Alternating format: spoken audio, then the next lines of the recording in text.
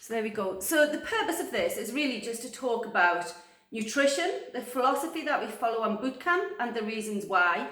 One of our campers and a few other people have been asking me if I'll do this online, so it's a bit different to teaching in a class, which I find so much easier than stood in front of a camera. But anyway, so it's basically the seminar we do on a boot camp, on a residential camp, and explains what our philosophy is around food, the choices we make and why. So, to begin with, I've got to give you my disclaimer, and as a few of you on here will know me anyway, you'll know that this is true. I am not perfect by any means, shape or form. I don't pretend to be perfect. I don't necessarily want to be perfect. Is that true, Stephanie? But I do really believe that food, what we eat and drink, makes a massive difference to how we feel. And there are lots of things that we can do to make better choices. Morning, Eva. So while I'm not perfect, I do try and make good food choices on a regular basis. And I think there's lots of little tips we can do to all help us lead a healthier lifestyle. So we came up with a pyramid, which, can you see it on here on the board? Yeah. So instead of, this is like a pyramid of the most important factors that influence weight management. Instead of a pyramid, I've changed it to a sombrero, because these three on the bottom, you can't do one without the other. And these three things that we're going to talk about shortly is the crux of weight management and nutrition. If you get these right, it's a breeze. It honestly is. It's easy. So the first one is food quality. So we have food quality in here. And this is basically, don't eat processed rubbish. We want clean food. So everything that we put into our mouths, we want to know where it's come from, what's happened to it. Is it processed? Has it got lots of stuff added into it? Fern, our daughter, this week, we've got chickens on boot camp, decided to be a pescatarian. So she's 9 years old, and if people know me, they'll know how much I love fish and meat as well. So I thought, right, we're going to have to go with it. Dan did the shopping and he bought her some vegetarian sausages. Oh my gosh, I'm like, I can't feed her them. They were just full of so many ingredients that you don't recognise. So if they've got lots of words in the ingredients list with X's and O's and Y's and Z's, then it's really processed, and we want to eat as less of processed food as we can. And that's the same with everything, with sauces, anything out of a packet or jar. The first thing I do is look on the back and have a look at the ingredients. And if it's stuff that's manufactured or processed, it goes back on the shelf. And the same with meat. We're really fortunate, as people who have been on bootcamp will know, we've got an amazing butcher in Bamborough. So all the meat that we have, we get from him. So we know, he can tell us which farm the cows come from. It's really good quality, clean food. And that is really important. What we put into our body really matters. So don't eat processed crap. That is the first one. Food quality. The next one is energy balance. So people will say to me, can you see that board okay-ish? People will say to me, so Caroline, I don't eat any processed rubbish. I cook everything from scratch, eat really well, never buy anything in packets. Why am I still struggling to manage my weight? And this is the answer. This is really simple. It's calories in versus calories out. So if we are eating more than we're consuming, we're going to gain weight. If we're eating less, we're going to lose weight. And that is really, if you are on a weight loss journey or you want to really manage it, I prefer fat rather than weight. So if you want to manage your fat, then you've got to eat less and you've got to create a calorie deficit. So you can create a calorie deficit in two ways. One is to eat less. Two is to do more exercise. And that will help make it easier to create that calorie deficit to help us manage our fat. But another thing which is also really important in this, because your calorie intake depends on your metabolism. So everyone sat in your house now on this screen will have a different individual metabolic rate. So and that is how many your basic metabolic rate is how many calories your body needs at rest to sustain it as it is now. We can have an influence on that metabolic rate by increasing the muscle mass in our body. So if those that have less muscle need less calories, and those that have more muscle need more calories, because as far as we know from the evidence we've got, a pound of muscle will burn 6 calories at rest, and a pound of fat will burn 2. So for every pound of muscle compared to a pound of fat, you need more calories. So we can create a calorie deficit by eating less, exercising more, but also by making sure we hold on to our muscle. And that is a fairly easy way by increasing the muscle mass. Does that make sense? Thumbs up? Yeah? Good. So you're like, right, Caroline, I only eat 1,100 calories a day and I don't eat any crap. Why am I struggling to manage my weight? What am I doing wrong? Hi, Caroline. So the answer for me will always come down to this. Macros, so your macronutrients. Do we know what macronutrients are? Yes, no, yeah. So it's all about getting this balance right. So your macronutrients are protein, carbs, and fat. Well, if you can't see this board, don't worry, I will take a photo of it at the end. So protein. Anyone that's been on Bootcamp before will hear me bang on about this. Why is protein so important? So the biggest thing is that it has it increases satiety, that feeling of satisfaction, makes you feel fuller for longer. It's an absolute myth that you need loads of carbs to fill yourself up. Protein is the thing that makes us feel fuller for longer. It's mega important in muscle. It builds and repairs muscle, and it helps us hold on to our muscle. So if you are in a weight loss phase, or you're in a weight loss journey, or you're in maintenance, what you want to do is hold on to that muscle. The less muscle you have, you start eating into muscle, then it's going to slow your metabolism. So we want to hold on to that muscle, and feeding our body with protein will help us do that.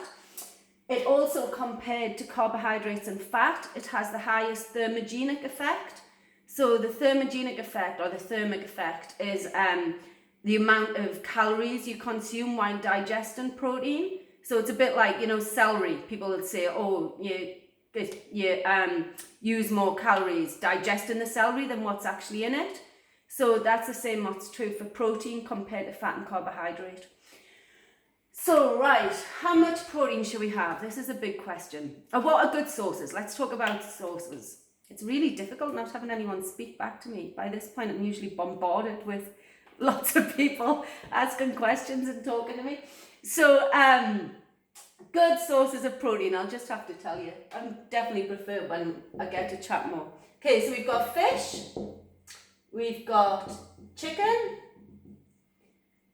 meat, red meat.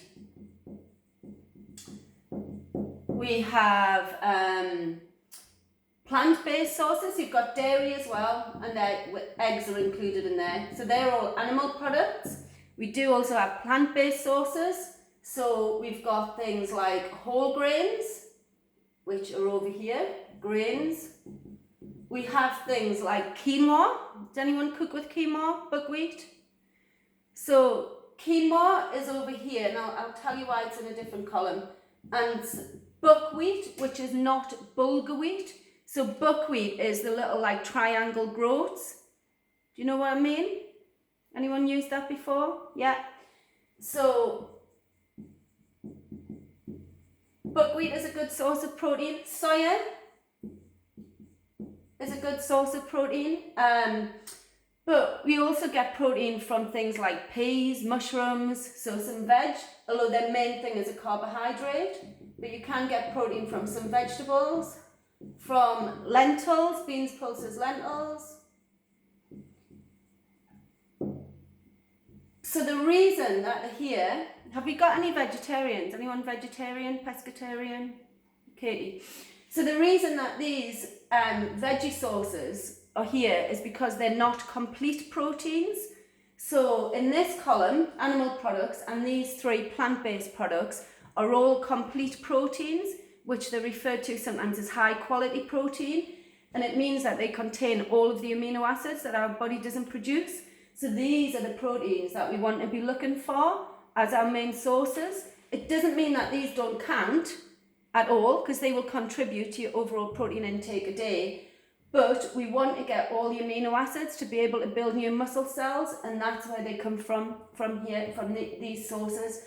If you are vegetarian, Katie, and most of your protein comes from beans and lentils, then that's absolutely fine, but you just need to work out your combination. So for instance, black rice, wild rice, which we use that on Bootcamp, I love it. And if you put black rice with beans together, you get all the amino acids, so you get like the complete source of proteins. But if you just had beans or just rice, you wouldn't. So you'd want to maybe couple that with either some feta cheese or nuts or seeds or something a little bit different.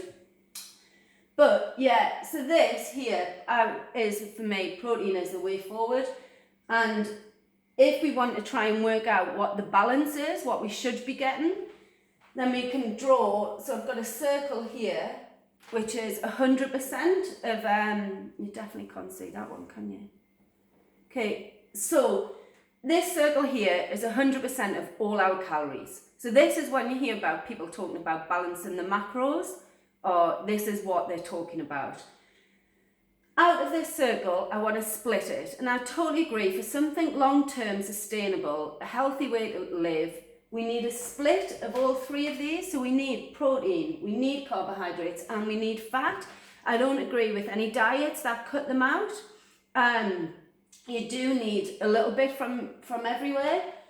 So how much do we need? And that's a big question everyone asks. So I would split my circle fairly equally into 30% each, and I'm left with this extra 10%.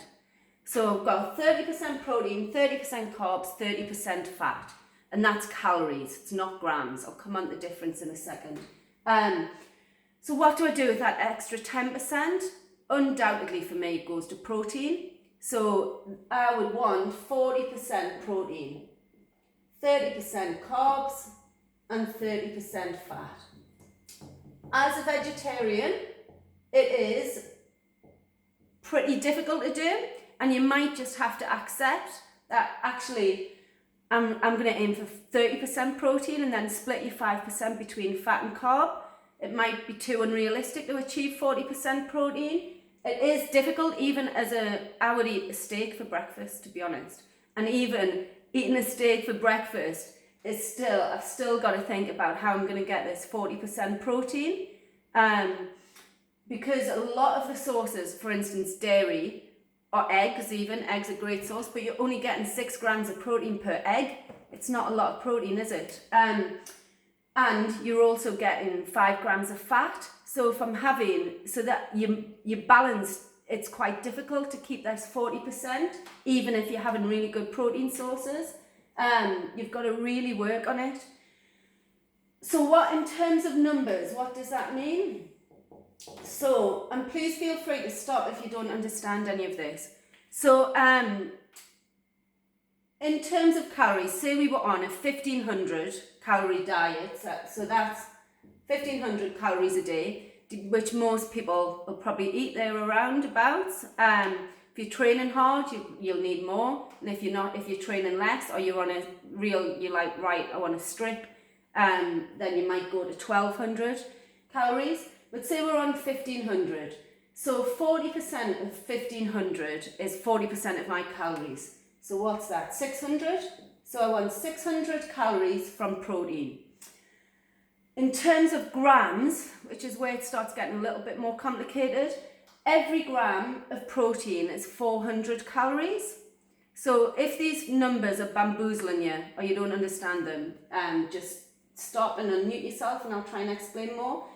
So each gram of protein is 4 calories. So 600 calories means I want 150 grams of protein. Now that is, this will put it into perspective of how much of a challenge that can be. A chicken breast is 34 grams. A salmon fillet, you get around 28 grams. Red meat per 100 grams, you get around 30 grams of lean red meat per 100 grams. Half a can of beans or lentils, you get around 15 grams. So you've got to work pretty hard to get to here. If I'm having toast for breakfast, I've got no chance. If that's all I'm having for breakfast is slice of toast, unless the seedier, the grainier the toast, the better it is for us. So say we're having a Bergen loaf, you know, Bergen, the brand, which is really full of seeds, and that'll give me 8 grams of protein per slice. But if that's all I'm having, it's mainly carbohydrates, so I'm never going to get this balance. I've missed a massive opportunity at breakfast to get towards this 150.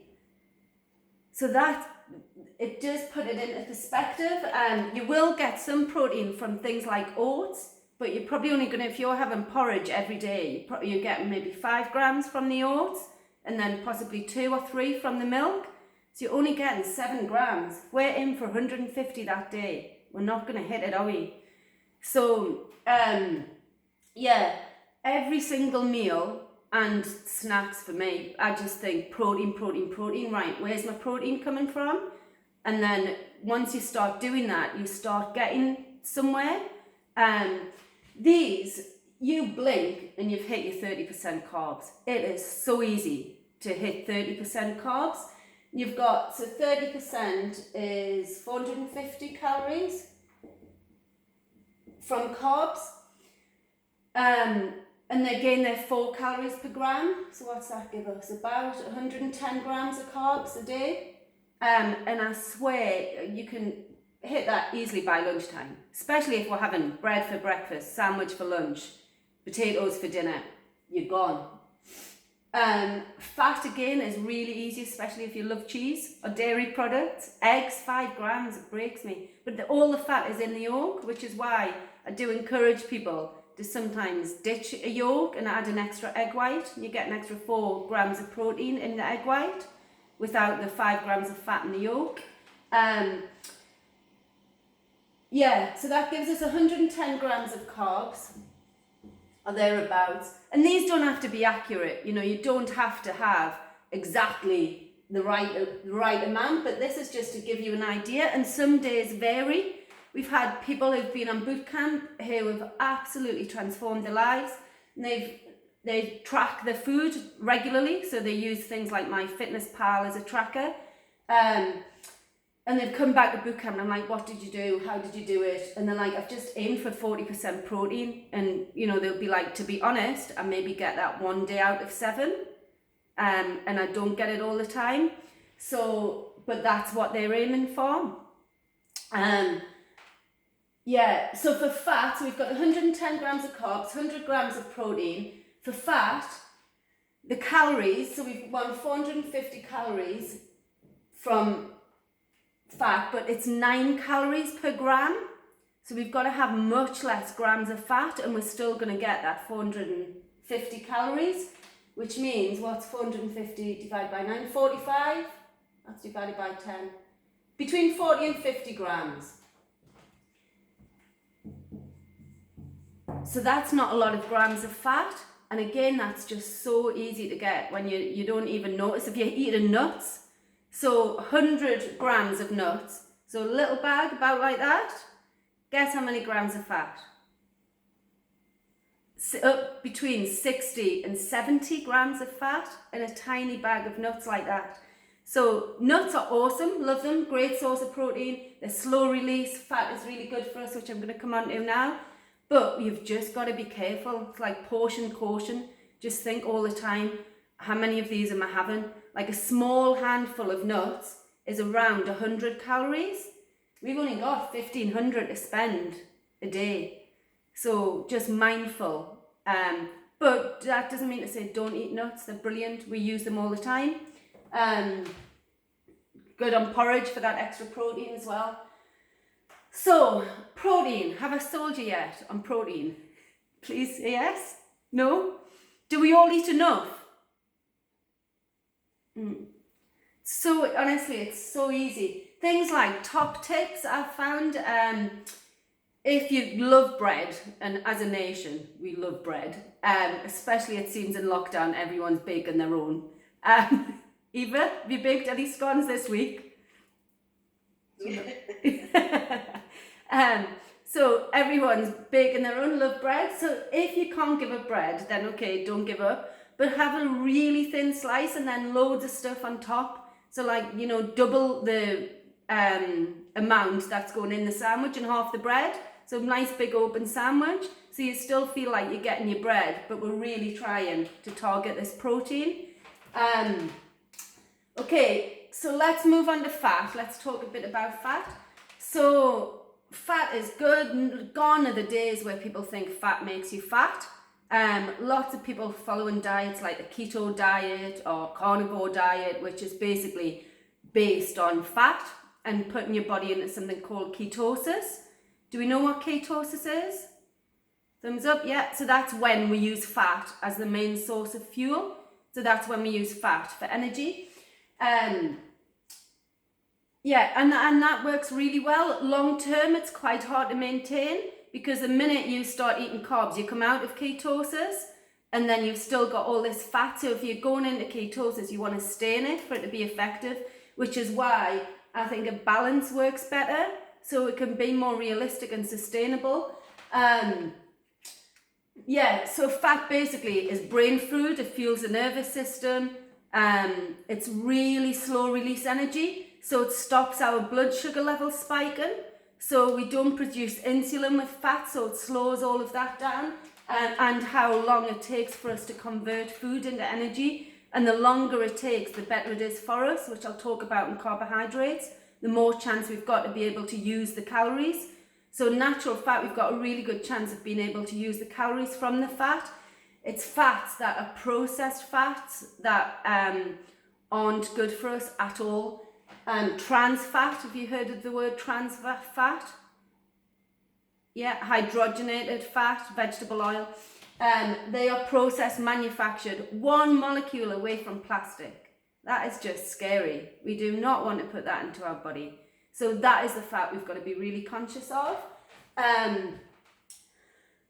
Yeah, so 50 grams of fat, again, you've got to be careful because it comes very quickly in your daily intake. So lean choices of meat, mindful of where your fats are coming from. Carbohydrate. So carbohydrate, like everyone thinks, oh, carbs are the devil, that's what makes you fat. Refined carbohydrates will make you fat and they will make you feel sluggish. You'll have far less energy. You'll feel full, but then hungry again quite quickly. And things like, so refined carbohydrates are anything that's processed. So pasta, bread, and that's because they contain flour. So you can imagine like anything contains flour, the grains being battered and battered and battered, so that when we eat it, we process it really quickly because our body doesn't have to do anything because it's already been battered down into flour. So we've got pasta, bread, anything sugary, anything with sugar in is classed as these are called simple carbohydrates. They're refined products. Any biscuits, cakes, anything like that is classed as a simple carbohydrate and will be processed really quickly. Complex carbohydrates, which is where I always try and aim, it doesn't always work, but try and aim to get my carbs from, are things like beans, pulses, lentils, chickpeas. For a curry, instead of having rice, I'll throw in a can of chickpeas. Things like vegetables, root vegetables, they're all carbohydrates. Sweet potatoes, carrots, onions, any form of vegetables, that's where I would prefer my carbohydrate source to come from. Broccoli, you get 4 cups of broccoli, is only 100 calories. You're never going to eat 4 cups of broccoli. but they're much less calories, for more value, more nutrient rich. That's what we're trying to say, and that's what we're looking for. Yeah, other good sources. So this, I want to show you this. I don't know if anyone has used these. If you've been on Bootcamp recently or over the last year, you've probably seen it. Can you see that? It's a black edamame bean spaghetti. I sent Steph, my friend, some for her birthday. She rang me up. I think you've got this has come to me instead of Bootcamp. Like, no, it's a present. I mean, who buys a friend spaghetti for the birthday? But anyway, never mind. But it is awesome. So Katie, this is a brilliant complement to your diet as a vegetarian. It's really nice. It takes 3 minutes to cook. And the beauty is it has, how many? 46 grams of protein per 100 grams. Amazing. And it's a complete protein because it's a soya bean. So yeah, 46 grams of protein per 100 grams and only 15 grams of carbohydrate. So that's definitely going to help us with that balance. And there's nothing in it except the soya bean. So that is a real good switch. I would highly recommend. Where did I get it? So someone said they could get it at Tesco. Now I get it off Amazon. But what is it called? What does it make here? It's Liberto, and it's black soya bean spaghetti. So you can get it. I first got it about 2 years ago in Aldi, you know, when they have like random products. But it was at Christmas and then they didn't have it in again. And so I've had to go on Amazon. It's not cheap. I think it's about... Hold it up again. Pardon? Hold it up again. Can you hold it up and I'm just going to take a picture? Yeah. I think because Frances is veggie and I don't think she eats enough protein. Yeah, this is a real good complement to a vegetarian diet. You can get like red lentil pasta, which is much mushier. Don't know if anyone's tried that. It's like a bit slimy and it's not a complete protein because it's a lentil, but this is a complete protein. So I would definitely recommend it. And what else were we going to say? Yeah, just a quick one on carbohydrates. I just want to show you this little graph. Hopefully you can see it. If not, I'll explain it. So if we have blood sugar going up here,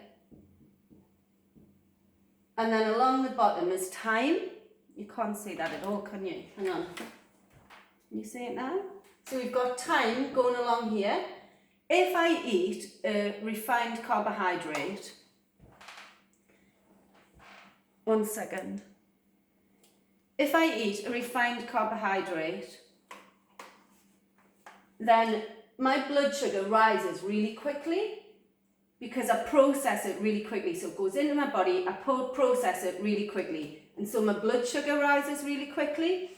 My body, providing it works properly, produces insulin, which lowers that blood sugar, but it often falls below the point it was before.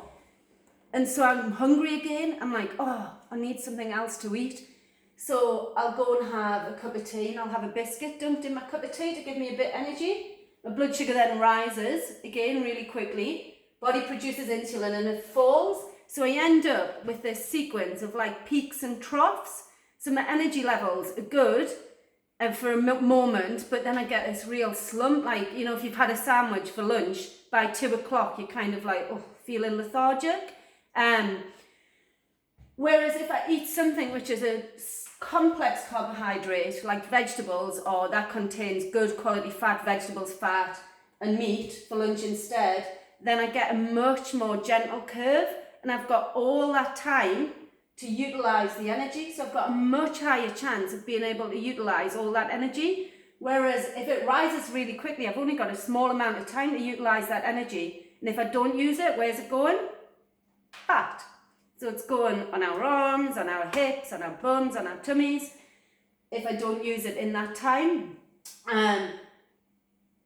So that's the reason why sometimes during the day, if you've had like carbs for breakfast or anything refined, pasta, rice, and then you're suddenly like, feeling really, a bit lethargic, the chances are that's what's happened with our blood sugar. and you probably haven't had a chance to use all the energy, so it is just going to go to fat. So do make good choices on your carbohydrates. So that's protein, carbs and fat. Is everyone happy with that? Understand it? Yeah? So the trick is protein, protein, protein.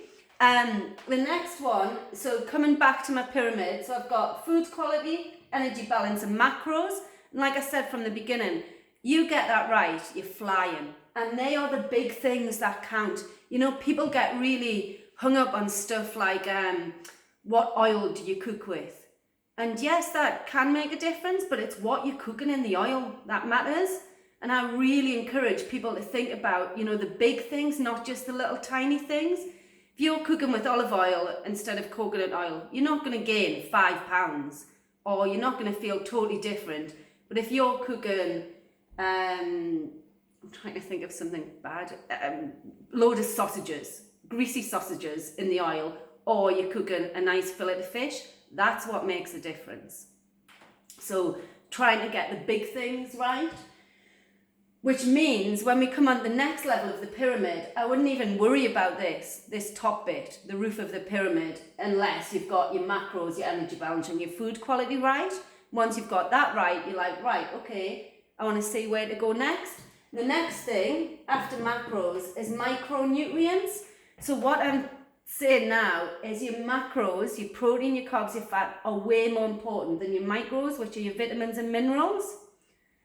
That is just that is a tiny part of it. If you're having a balanced diet, you know, you're not just going to eat a chicken breast for breakfast, are you? Unless you're me. But you would probably have spinach with it, which is what I would have. So, you know, you're going to get your micronutrients. I really wouldn't worry about it. Diets like Weight Watchers, Slim and World, all focus on the micronutrients. So like have as much food as you want. So you eat massive plates of food with loads of vegetables, which we don't need them. We simply don't need them, and you're only eating them to try and fill your, fill yourself up with. But we really don't need all of that amount of vegetables. But what we do need is a right balance in our macros. So your micros will happen automatically. If you eat a balanced diet, you will get your vitamins and minerals without needing supplements or anything like that. The next one is timings. And there's a lot of people doing things nowadays like intermittent fasting. Anyone heard of that? Yeah, good. Anyone tried it? Did it work? Ish, kind of? Yeah. So again, the fasting works if what we eat in the non-fasting period is correct. It's not a miracle cure. So you can't do intermittent fasting and eat just what you were eating and expect to lose weight. What matters is you've got these right at the bottom, these big things right at the bottom. You're like, right, I've got this right. I want to try playing with my timings a little bit. Let's see how I feel if I fast. If you've done a boot camp, we generally follow intermittent fasting because we eat our last meal at 6 o'clock and we don't have breakfast till 9 the next day. But it is not the answer unless you've got everything else right. And other things on timings to think about is I always think about food as fuel. So, you know, if you're exercising, you're training, or you're working even, you need energy, you need your brain to work well, you need to think well, and that's what food is, fuel. So I will eat around what I'm going to be doing.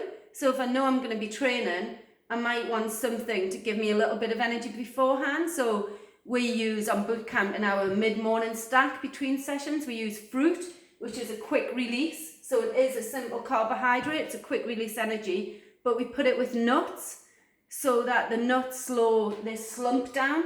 So the nuts are fat and they take a lot longer to process. So fruit and nuts are good pre-training snack maybe. Post-training is all protein, protein, protein. You want to fuel your muscles. If you've done a session and then you don't eat, you've just wasted that session. You know, you've got a golden window of between 30 minutes, ideally, but up to 60 minutes where your body will take on protein at twice the rate. So I would, definitely be trying to get your protein within that 30 minutes. So you finish your training session. What do you think of protein drinks? So I've personally never ever used them, Joanne. Dan does sometimes. He used them through his Paddle of Britain, used a protein powder when he simply couldn't get enough protein. So if he's trying to get like 240 grams of protein a day, it's quite challenging to get that. So he would complement his diet, but I would never recommend them as a substitute. No. So they are processed. So whether you use pea powder, whey powder, whatever you use, is a processed product. Some of them contain shocking. I mean, some of them taste delicious, don't they?